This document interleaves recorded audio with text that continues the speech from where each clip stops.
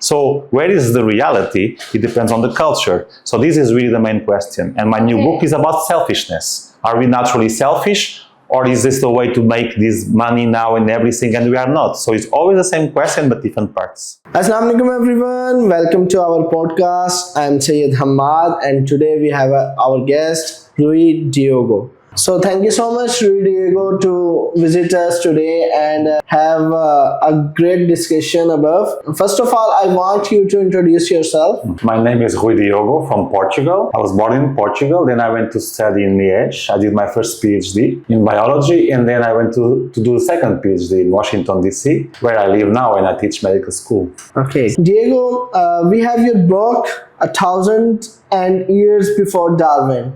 It's basically Islam and Evolution series. Can you please tell us about your book? Yes, this was an idea actually that we had. Is interesting because I'm here in Lahore. We had this idea with a Pakistani student that was at Howard University at medical school, and a Saudi student that was also at our university, and we had this idea, why don't we review these stories about Muslim science? Because they recognize that Muslims did a lot of things for mathematics, for instance, algebra, etc. But for medicine and anatomy, they normally don't talk so much about the discoveries of the Muslim scholars. So you were like, oh, I'm sure they did something during the golden age of the Muslim studies, but how can we check that? So you have to go back in the ancient books, in Urdu, and so the Pakistani girl could really read them, and then we have to go back to the Arab texts with the Saudi girl reading them. So I was like, wow, we can actually do something about what really happened, what is the reality of what Muslims discovered for medicine. And surprisingly, what was surprising, we were not expecting, but then we begin to see that Muslim scholars talk a lot about evolution, and now it's like a taboo thing in many Muslim countries, and they were like, wow, the first philosophers and scientists, they were talking a lot about evolution, and that was perhaps the most relevant thing that we discovered in the book. Great. So when you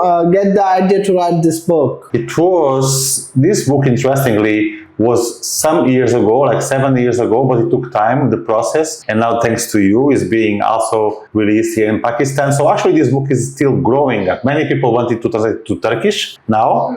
I think many thanks of you, because you put the paper craft thing in Instagram, and then they saw it and they told me, oh, you can also translate to Turkish, etc. So it's still growing up. Let's say the book is not even done, the book yes, but not really what is the overall thing. Exactly. Yeah. So can you tell us who is the audience of this book? Like, who is the reader? Interestingly, the book, if you think about, is more directed to the Westerns, to Americans or to Europeans, because it's against the misconceptions that Muslim scholars did not discover new things for medicine. That is mainly a Western story that mainly says that, okay, there were the Greeks discovered a lot of things, then there was like a vacuum because Europe was in the Dark Ages and the Muslims did not really do so much. They only translated from the Greeks to the Arabic, and then there was the Renaissance in Europe, where the Europeans catched with Arabic texts and innovated. As nothing was done for innovation during 1,000 years. And so it's a misconception that they have, but of course it's also directed to people from Muslim countries to know really more about their own history, right? Because many people in Muslim countries probably don't know about most of these discoveries, exactly. Especially that because we are not talking about small people, we are saying the most important philosophers and poets in the Muslim scholars were talking about evolution. This is a huge thing for the Muslim audience also. Yeah. Okay, by hearing all your thoughts, I have to ask something, that what one misconception about Islamic history that frustrates you most? It's a very good question, because interestingly, the misconception here is double. Because there is a misconception by the Westerns that say in this case that Muslim scholars did not innovate so much in science or medicine apart from mathematics and so on. But there is also the misconception nowadays from people living in Muslim countries about their own history. Because again, if I go here to the street and I ask, do you think the most prominent Muslim scholars in the 8th, 9th, 10th, 12th century, they're talking about evolution? Most people say, no, haram, that's not possible. But actually they are wrong, because what we now know about Muslim culture is not exactly what was that time, right?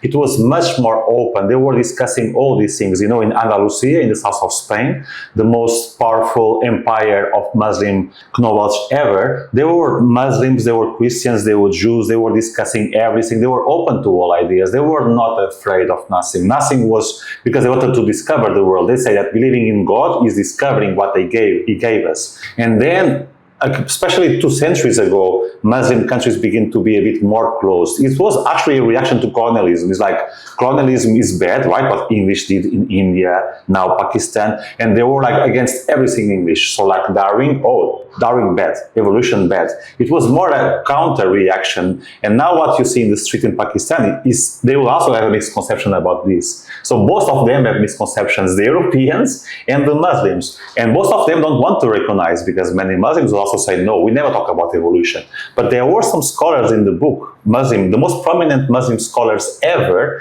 in the 12th century, talking literally that humans came from monkeys, for instance. That will be a huge thing I cannot say in Afghanistan, for instance, right? So these misconceptions are very important to discuss. Okay, I also have one thing to discuss, that if we see the history, the other beliefs like Christians also had some scholars like Galileo, Da Vinci, who also was punished by their inventions. So what do you think about this, and what you take it? Precisely, is a very good point, because at the beginning Christianity was a bit more open, but then also in the 7th, 8th century, so 7, 8 centuries after Christ, they begin to be more close. That's what we call the Dark Ages. What do we call the Dark Ages? They were more fanatic, more religious in Europe, and close. And as you say, if Galileo said something, they will be punished. Yeah. That is a bit what happened exactly. So from Mahomet, 7th century to 14th century, it was the golden age of Islamic studies. But after, it also got more closed. Now is the Muslim world that is more closed. And again, if I just say these things, or if you publish this book in Afghanistan, probably you or me will be punished. Exactly. So we are the Galileos now of this time of the Muslim era. Not every country, because in Turkey that's not so problematic. Yeah. But, that's a good point, right? It's the same parallel, but that happened a long time ago in the Christian world, and is happening a bit more in the Muslim world now. Okay, that's good. So I also want to say that we have a lot of Urdu audience here, and this book is in English. So do you have a plan to translate it in Urdu for our Urdu readers? Yes, that's a very good question, because this book came also, you know about this book, and then you are doing it now because Ibrahim, someone that lives in Pakistan, a colleague of mine now, he said, I want to translate the paper, because the book came from a paper we published and we expanded it. I want to translate it in Urdu. Yeah. Now, it has been 6 years, and I'm not sure yet done it yet. Yeah. But the idea of translating, I think now is actually up to you. More than Ibrahim, I think your company, being the #1 in Pakistan publisher, you should actually, it's not so difficult for your company to have a translator, right? And to translate these in Urdu. Will be a main thing to do. So, Diego, if you have a chance to sit with the 2 scholars of history, then who would you choose? Yes, so there are many scholars I would love to have time to be, as you just said, Galileo. But in the Muslim world that come from in the book here, they are, at that time, scholars were everything. They were poets, they were doing everything, right? And the 2 more prominent ones that I think, of course, Rumi, that was a famous poet, but he was also a scholar. Rumi is like perhaps one that I most adore. It was from Persia, as you know. Yes. But the things he says, he really saw life in a way that I think almost nobody sees, all these sentences that he says, right? Between like misery and hell, like you have something in between. Really profound. So Rumi, and also Avicenna. Avicenna is like the father of Muslim medicine, as we say. To tell the truth, Avicenna is almost the father of total medicine, right? Because it will be amazing to have a coffee with and to have to talk about, because these people lived 8, 9 centuries ago, and they already knew everything, and not everything, but so much, and they wanted so much to know more, because now we have books online and everything. But at that time, imagine for Avicenna to study, he had to go literally days, right, in a horse or whatever, or in a camel, to go to a library in another city in Baghdad, and then he has to go days to go back to Tehran or something like that, and they really have the will to do it. It's amazing. Now it's so easy, and most people, even in Pakistan or in Portugal, don't care anymore. Yesterday, about a book that I was publishing about Darwin in Portugal was cancelled because they said nobody is reading non-fiction anymore in Europe.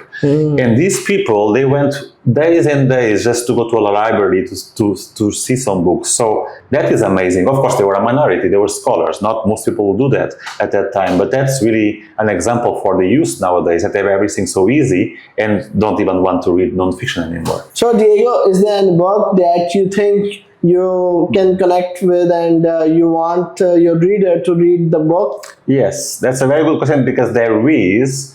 And actually, when I teach anthropology, because I also teach anthropology at Harvard, I oblige them to teach, to read, because they're, again, kids are not reading anymore, non-fiction, so I oblige them to read, and the book is called Guns, Germs and Steel by Jared Diamond. For me, it's the best book of non-fiction ever. Actually won the Pulitzer Prize, and it's amazing because it's also about misconceptions. So this guy put everything together to show that the difference between cultures, let's say in Muslim countries, or the difference in cultures, or why people have less money, people in Africa and everything, has nothing to do with culture.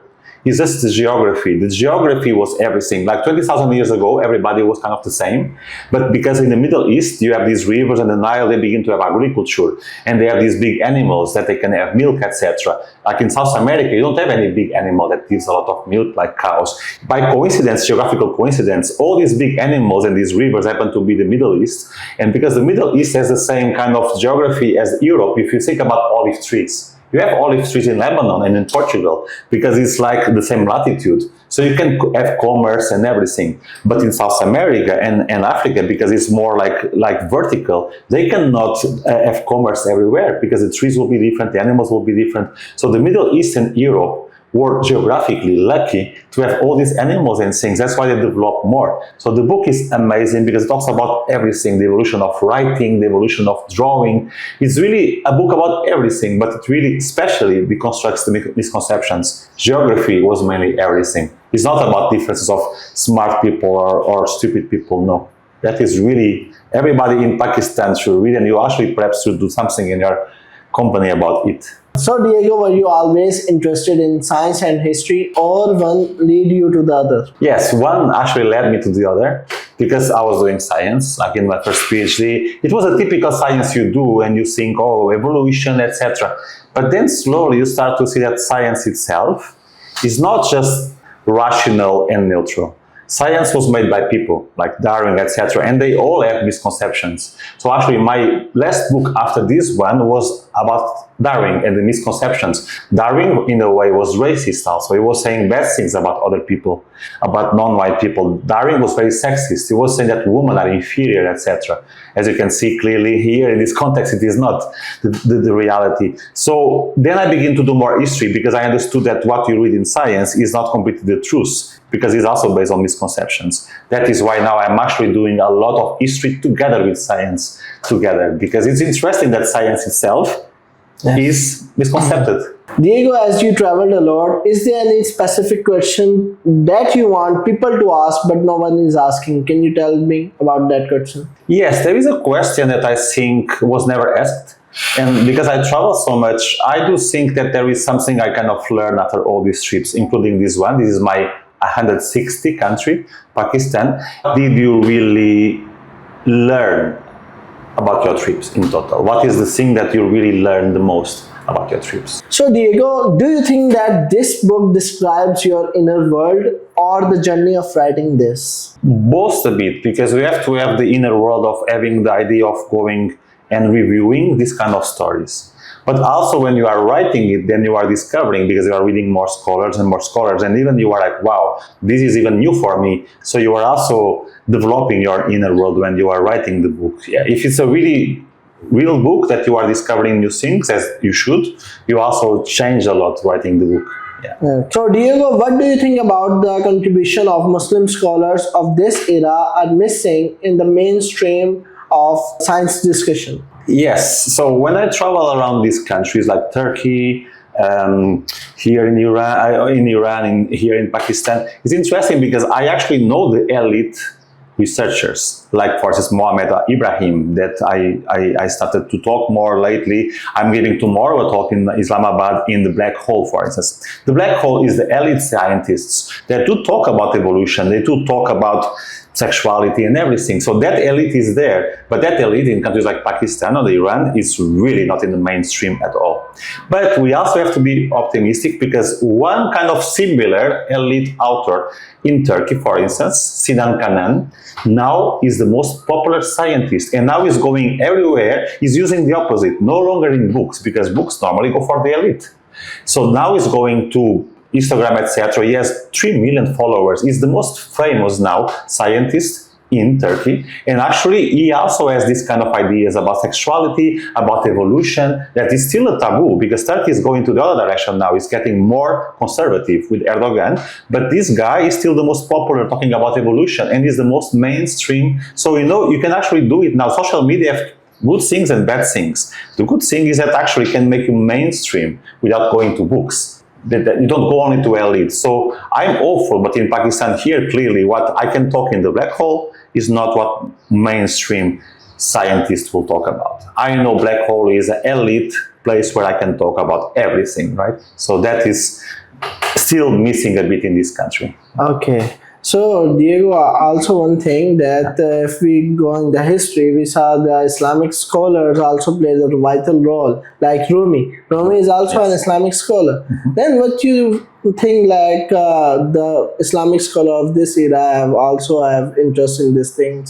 It's very interesting, because precisely because of the question you asked, because they are not really mainstream. It's not now easy for me, for instance, to say what is a Muslim scholar that is contributing, let's say, in that same sense but only for biology or evolution. If I talk about Muslim scholars doing contributions, well, the Nobel Prize that saved many lives with the COVID vaccine, she came from Turkey, right? So she came from a Muslim world, and so clearly they are doing amazing contributions also, but they don't do it again in Muslim countries. She had to go to USA to be able to create the company and everything, right? Because those ideas can be here in Pakistan, but who is going to pay to develop them?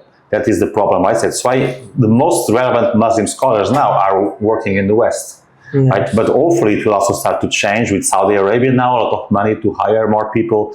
But yes, now you still are condemned a bit to perhaps go more to the West if you want to develop these radical ideas about RNA vaccines and things like that, right? So in that sense, it's more difficult to say the name of someone that is working in Muslim countries that is completely relevant for things like evolution and so on. So Diego, you are in Pakistan and enjoying your holidays, meeting people, exploring new things. So what's the best amusement you think you have said?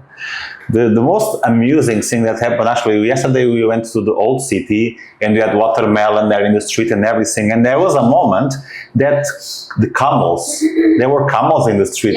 And I was not expecting at all. But they actually explained, because for us it's amusing, but they actually explained these camels are very popular at night, because people at night, they want the fresh milk from the camel. So they will be going and buying the milk. And you see, one thing is you learn, but it's really amusing, because I'm not expecting to see camels in Lahore. So yes, that is like very amusing. I like to travel and see these things I'm not expecting at all. That is the best thing of traveling. Great. So what's your feedback about Pakistan? People are really friendly, and that is not something for me that is new, because I know that people in this region. So for me, so far, people in Iran were the most friendly, and Armenia, that is just above, and now in Iran. So all these 3 countries that are not far away, they are the most friendly. Here, sometimes I will say they are even too friendly, because I'm at the university. If I want to go to the bathroom, they literally go with me to the bathroom. And sometimes it's like, yeah, I can go alone. I'm not handicapped, but it's really they are really amazingly friendly. It's out of this world. So how was your experience with papercraft, and what the feedback you want to give our audience? Yes, this is kind of the thing also, because I learned about you in Instagram, right? And that you were doing this with the book and everything, but it was at a distance. So yesterday I met you physically, and today you talk a bit more, and now I'm actually discovering more things. I did not know that Papercraft was like the #1 publisher, and they had this studio like this, and this so professional. The books you are doing are so interesting. So really, it's like, wow, this is really something that I could also work more in the future. Yeah. So guys, Diogo book is now available at our website. You can directly buy on visiting us www.papercraftpublishers.com.